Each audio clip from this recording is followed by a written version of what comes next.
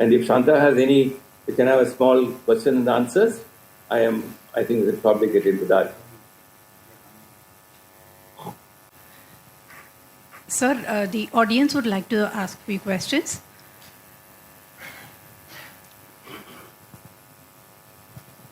So, good evening, sir. I'm Narayanan. So, I would like to know about the ongoing turf war between the Supreme Court and the central government in appointment of judges. How do you think that this should go, and what is the solution for that, sir? If I am the government of India, I would have answered it in a way. I'm not the government of India, not the Supreme Court. So I can answer this question only as the common man, and namely that if there is a law, then the law must be abided by. If the law creates a problem, then it is for the people to explore further solution to the problem. There is no one called final say on many of these matters. And why we have a problem today, we must ask further questions about the problem itself. So there are two camps. I don't think each camp is final. Each camp is finally wise. But what is important as a common men and women, what's important, I think, is that if a court is constituted of persons with virtue, with moderation, values, understanding, and the great values of a country, that becomes, I think that's a great need for a friend. So I would like to have a court constituted of such judges. So whether the current system would facilitate it, aid it, or does not aid it, is a question to be asked. Ultimately, whether government should appoint or judges should appoint is only one part of the story. So I think this part of the story is becoming occupying the debate today. I wish this debate moves into other directions. Thank you, sir. So Mr. Shyam Sundar of Indoi Analytics would like to ask a question, sir. Sir, hello. Sir, we have been discussing about right or to speak or right of our any kind of expression. But is there any red line to be made, or any right is right? Well, somebody asked me this question quite some time back. What is this freedom of expression about at all? Why do we need to express ourselves? And if you ask a different question, why should religions engage in conversion? The ultimate value of communication between two individuals, I think, is the sharing of one's experiences. If my thought is noble, if my experience is noble, and something very wonderful about my experience, I must share. Sharing is all about freedom of expression. So if I have something so beautiful, I must share it with you. Poetry, literature, philosophy, culture, they're all noble aspects of human life. That's what we need to share with. And communication is a part of sharing. But our freedom of expression is not merely about sharing these nobler aspects of life. If only technology has not invented the new tools of communication. Like two interesting books written about internet, Facebook and Amazon and Google. Now it's become part of our life. We don't think we can live without them. In a way, it has become embedded in our life. But as somebody said, when the tools for communication has become more important than communication itself. So today, it's all these tools of communication become more important. We cannot also dispense with the tools of communication. The question is, how do we really manage wisely the tools we have invented for communication without being lost in the ocean without a rudderless ship? So large amount of freedom of expression today is like high on the high seas without knowing where we want to really go. So if somebody were to tell us, our own culture and religion tells us to practice Maunavrat, in important times and every day, which means that you don't need to speak at all. You don't need to communicate at all. You need to communicate with yourself. So from communicating with oneself and drawing into silence, I find we are drawn into a world where only communicating with others 24 hours a day has become the pursuit of our life. So who is responsible for it?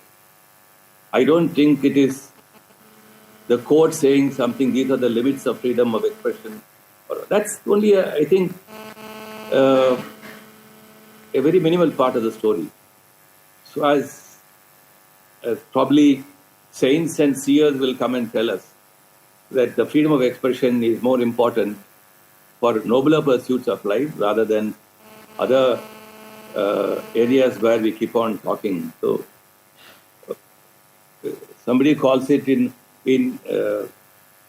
whether you use the word gossip and raise it to a higher levels of communication, well, we can do that. But the minds of every one of our mind becomes restless if we don't talk to our neighbor over a period of time. We become very restless. And today the restlessness has increased because the tools of communication have become part of our life in ways we never imagined. So how are you going to manage all this? It's a civilizational question. It's a question of culture. It's a question, ultimately, I think, of culture. I don't think law should enter into this debate beyond a point. And the moment law enters beyond a point, then we will have all kinds of encounters with law. Take examples like schools and educational institutions. You have so much of things to be done. If a teacher doesn't do this, if a principal doesn't do this, if a management doesn't do this, you get into problems.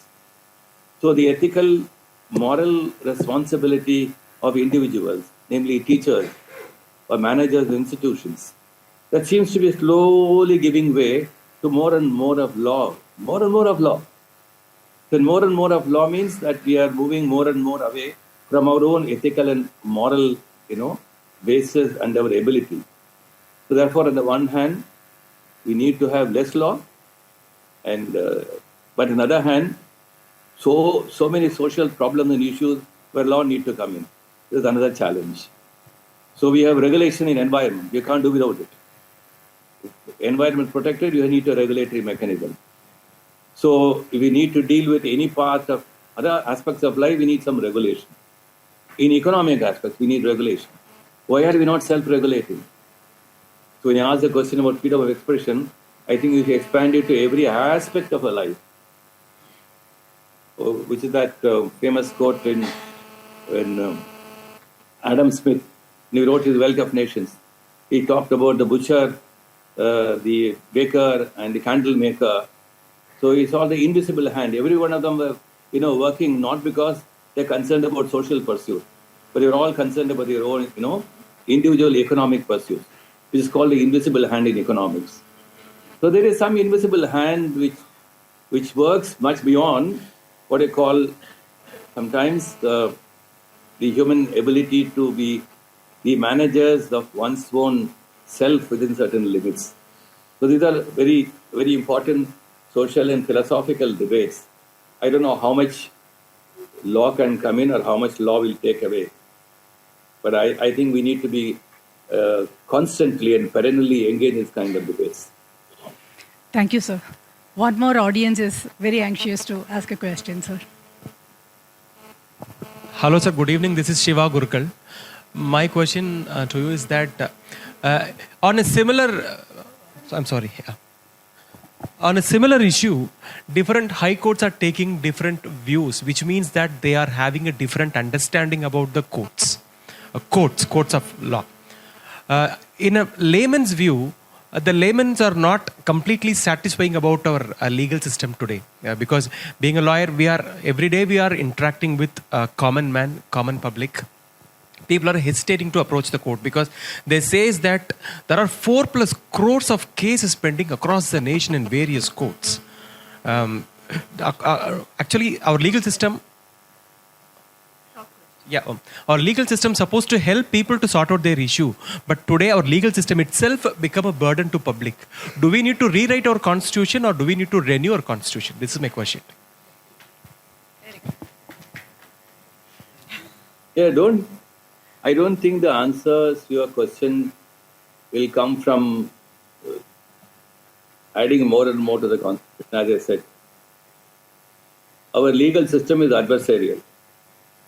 We have borrowed it. It has come to us, the European, continent. But with several constitutional promises, we continue to work with the same adversarial legal system. And as long as we have the adversarial legal system, our legislations will continue to be based on adversarial legal. More and more rights, more and more courts, and more rights and more courts mean more and more cases and problems. So it is not enough to find fault with our institutions of justice for the enormous, pendency and the huge backlog of cases. As I said, if only we can move away from an adversarial system, look at the kind of cases that will go to civil and criminal courts, and a good percentage of them can be handled outside the court system. So we are not still invented, and what one may call an Indian version of administration of justice, which can address the justice needs of different sections of a community. We put everything together in the same mold, therefore the answer is wrong. So probably the need is to move more away from court-oriented, litigation-oriented approach to resolving our problems, and having systems and institutions where problems can be mediated, resolved, and without getting into those huge debates on rights. The moment you have rights, it's impossible for any lawmaker or a person to come with a precision about what exactly is a particular right. So courts will differ in their understanding about what would be a particular right.